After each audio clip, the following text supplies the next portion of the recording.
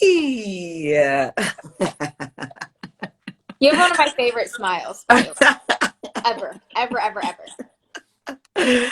It's so good to see I'm you. so happy to see you. Thank you so, so much for Of taking the course. time and the moment.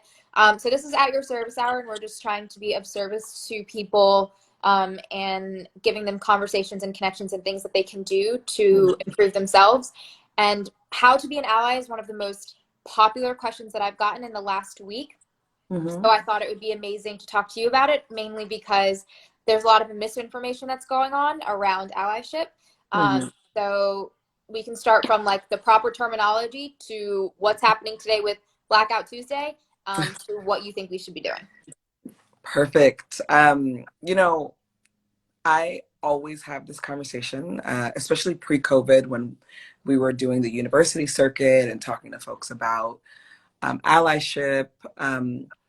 The first place I'm going to actually send people to is Janaea Khan's Instagram, Janaea for the Future. You probably have already seen this 40-minute IG live discussion specifically to white folks.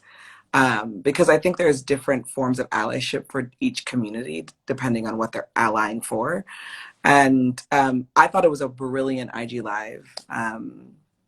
And Janaea just kind of goes in on what it means to show up in this moment, especially, and what it means to reconsider one's privilege and power, and how you um, remind yourself that these moments of uprising, of Black resistance, is actually an opportunity for all of humanity to show up differently. So that's number one. Like, go to that right after this if you have time, or I sometime will post today. it too so that Oh people. yes, good. Post it. And then I think, let's start with Blackout Tuesday because it's probably like, we're all on the gram and we're all seeing it. And folks, I think there's like, I feel such a flood of like solidarity energy right now. And people want to be present and they want to be engaged. And so they're seeing the blackout and they're like, okay, that's what I should be doing today on Instagram, because that's how social media works.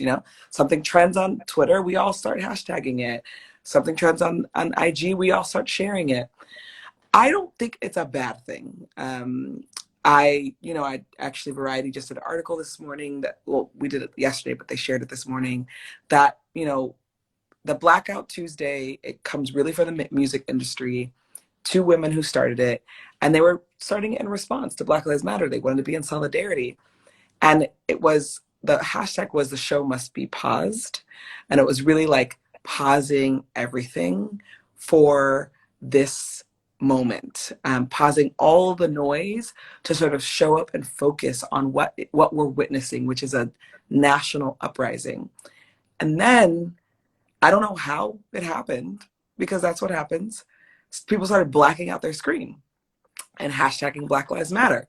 And while that is not inherently wrong, what it does is it creates the algorithm, because that's how, shit works on social media, totally blacks out anything that's Black Lives Matter, because I think there's like 12 million Yeah. posts now that are, these blackout posts. So then what happens when people yesterday were hashtagging Black Lives Matter for their local protests? We can't see that anymore. So, I said this, and then, I'll kick it over to you if you have any clarifying questions. But I wrote this on my Instagram page this morning, which was like, listen, I love when people take action to defend Black lives, to support when Black people have been harmed. It is so critical. I'm not going to participate in the blackout because I'm an essential worker for Black life right now. I am an essential worker for Black life right now. I cannot actually black out. Black people can't afford me to black out. So I'm going to stay committed. Um, the Movement for Black Lives at M4BL, which is a coalition of 100 Black-led orgs, including Black Lives Matter, has signed on to 5 days of action. Yesterday it started. Yesterday was, we want to protect protesters. Clearly, protesters are not being protected right now. In fact, they're being harmed. The National Guard's at their neck, law enforcement. And then today, which is my favorite day, Yes, I'm sorry, I'm saying it. 5 days of action. Every day is amazing, but today's my favorite day because it's about divesting from police and investing into Black communities. And so I really want people to know that. And later today, we're going to launch a letter that tons of people sign on to, celebs, influencers. I'll send it to you, Nora, to sign on, that says we are committed to defunding law enforcement and reinvesting those monies back into Black communities, because that is the call to action today. So I'm hoping that we can get people to, as part of being allies, you know, if you're deciding to do the blackout and you kind of want to like be retrospective, that's great.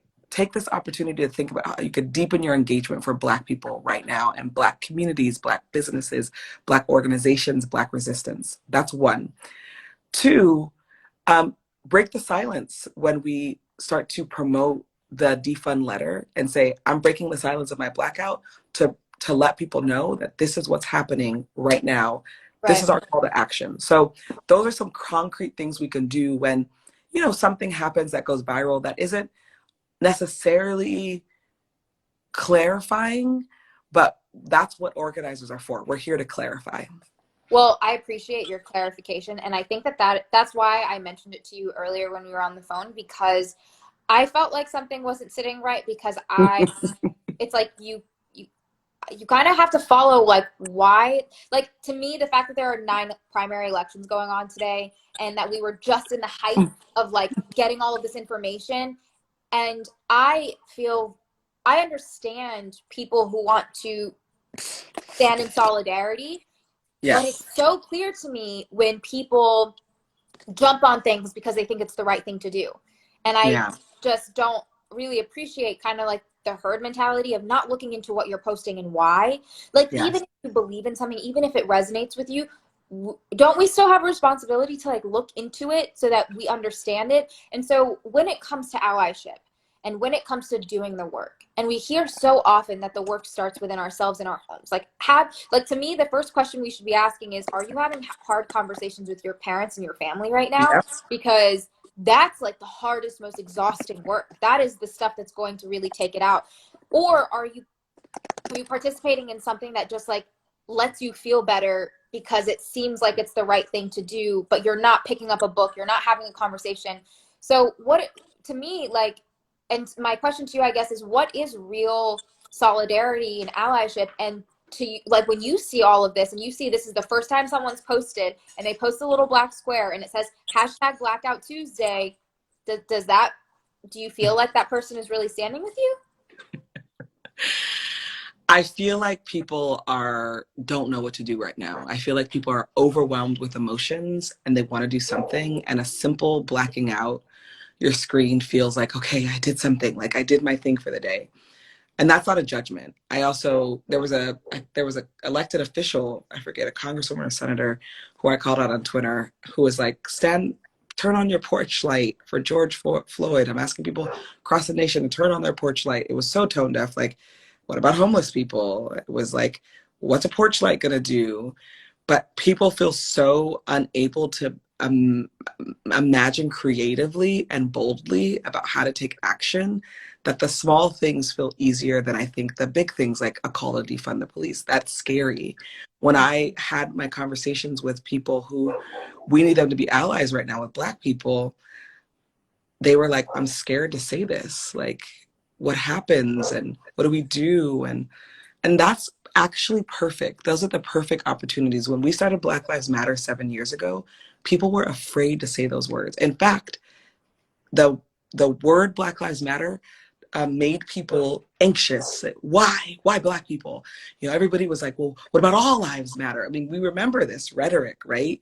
7 years ago, having to kind of shake people to be like, it's okay. We actually have to say Black Lives Matter. We actually have to move into that. So I think we've accomplished that. Every freaking corporation is now saying Black Lives Matter. They put it on. Isn't that wild? It's wild. I can't even begin to explain to you how. I saw some big journalists that I've supported since I was a kid who are very like objective and like whatever start hashtagging it, and I was like, that's a big. It's done. It's a wrap. So, but what that means for organizers is we've won the battle of ideas around that concept. Right. So this is good for allies to understand. Once you win something, that doesn't mean you stop there, because it doesn't mean that you're free. And sometimes allies think, well, you got your Black president. Why are you all tripping? Right? Where we're like, that's really great that we got a Black president. And it doesn't matter if our Black president is still immigrating the most people. It doesn't matter if our Black president is waging a war against the Middle East. It doesn't matter if we still have the same systems in place. And so we have Black Lives Matter, and the world is saying it now. Thank you, world. Thank you. But what's the next step? And the next step is concrete action. Mm-hmm. Concrete action to get us to a place where we can be more free. And what does actually freedom look like? It looks like what white people have. White people have freedom. They have the freedom to walk in their neighborhoods. They have the freedom to not think about their race. They have the freedom to be protected by the police, even when they're holding guns at the nation's capital. They have that right to freedom. So our I think that the role that an ally plays right now is to be a critical thinker of this moment in time, and to recognize, okay, cool, I see it, that everyone's saying Black Lives Matter. Oh, wow, I'm finally saying it. That means we have to go further now. What's the next step? So this is a question that's come up, and for people who don't entirely understand like the intensity and why, you posted something, and I can't quote it word for word because it was earlier last week, I think, but it was about how America couldn't or can't have the freedom that it does right now without the oppression of the Black American community.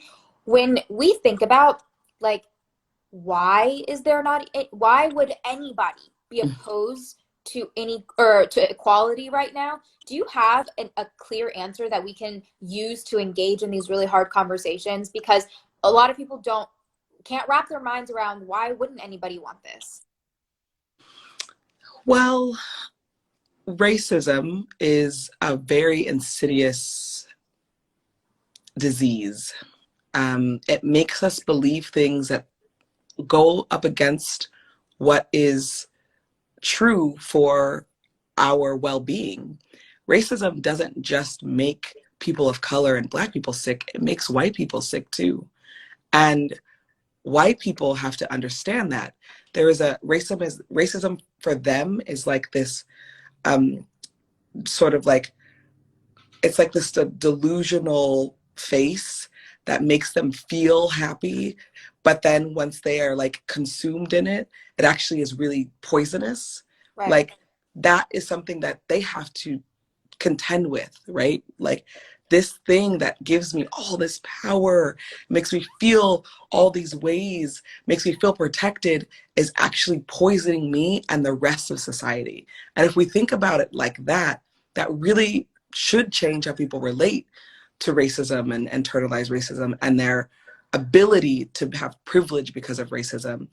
And then once they get to sort of break that down and unlearn and decolonize their process, I think there is an awakening, and we've seen it, right? You've seen it with our white friends, our white community who start to become politicized, and they're so sad, and they're like, I can't believe I've done this, and my family was this person, and they're having such a hard time. Great, that's the process. It's almost like a 6 stages of grief, right? Like, right.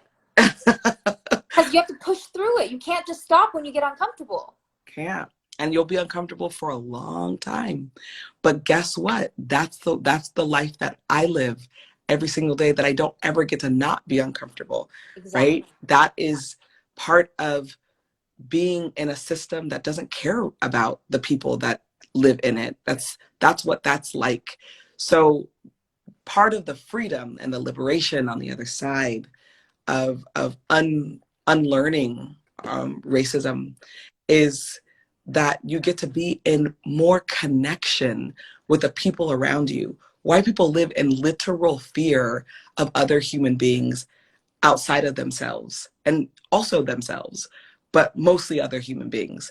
How terrible that must be to live your life so fearful that you cannot connect with other human beings. That's the part, to me, the emotional and psychological part is also real, just as real as the economic and power part of this conversation. Like, white people have to transform their relationship to their fear of everyone else, especially Black people.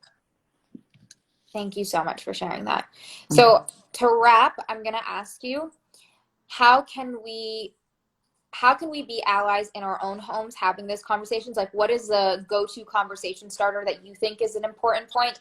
And how can we best reach out to all of our Black friends and colleagues to make sure that we are carrying this burden with them and that we are continuing to support them even after all of this starts fizzling out? Sure. I mean, I'll start with the last question, which is, I think the best thing to do right now is for groups of people, non-Black folks, white folks, non-Black folks of color, meet together and sort of have those conversations about, like, what can we do now? A good friend of mine, Esther Lim, put a solidarity statement together of Asian Americans saying we are going to do more. And I remember the first wave of those statements 7 years ago, and they were really like, we've not done enough.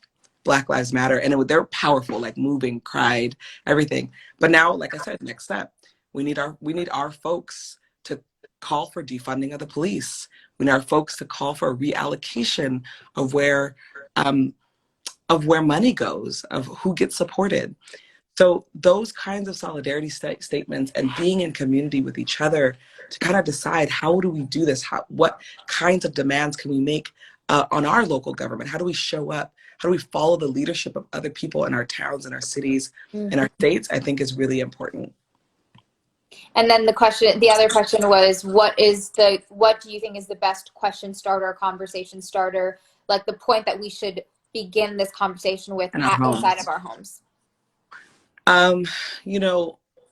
This is for everyone, including Black folks, which is like, I think the first question should be, how are we showing up for Black lives? How are we? And if we're not, why? What has happened? What did we believe, or what don't we believe that has stopped us? And then where do we go? What's the action step? What can we do next? And I always tell people, join an organization. Find the organization that you feel you're most committed to, that stands with your values, volunteer with them, show up, and really make your contribution matter. And my last question is, how can we support the work that you are doing today? Today is the Movement for Black Lives Day to defund the police. Check us out. We can put it in the thread, Movement for Black Lives, on Instagram, m4bl.org. We have a day of action every single day. Be committed, share, post. For the folks who are doing blackout stuff, I get it. But I would really, challenge you to share, especially the demands of today and the following days. Thank you so much. And I will say, the defunding the police, you were the first person that I saw or that I learned about the concept from, and I went and I did research and I talked to people, and I read the New York Times opinion piece that was written about it, and I just wanted to say thank you for educating us on all of this. Thank you for making things make sense for all of us, and making us realize that this isn't a political Dem versus Republican issue. It's like an issue of humanity and just bettering our society. And I think if we all want to live in a better community where we overall feel more safe, every single one of us, and we build together, you are a prime example of where we can learn about that. So thank you so much. Thank you. And I stayed within my time limit. Yes, you did. I appreciate you. Thank you all. Thank you so much for showing up. Thank you. Live. Bye, babe. Bye. Whew. Thank you all so much for tuning into that. That was with Patrisse Cullors, who is somebody I look up to tremendously. I will make sure to post that video that she was referencing in the very beginning. Tomorrow, there will not be an At Your Service hour. I will be posting an episode of the Process podcast. The podcast episode is already up on the podcast, but it's with Sarah Hoover, who's an art dealer, and we talk about how to be critical of things we love. I decided that I would still post that episode tomorrow because I think it's still relevant to today, even though it was a conversation that we had months ago. So thank you so much for tuning into this, for supporting At Your Service Hour. Make sure you follow AYS and make sure you follow Patrisse. And I will shortly post this entire live on the AYS page. And I hope that you all enjoy your day and that this was very helpful. Take care.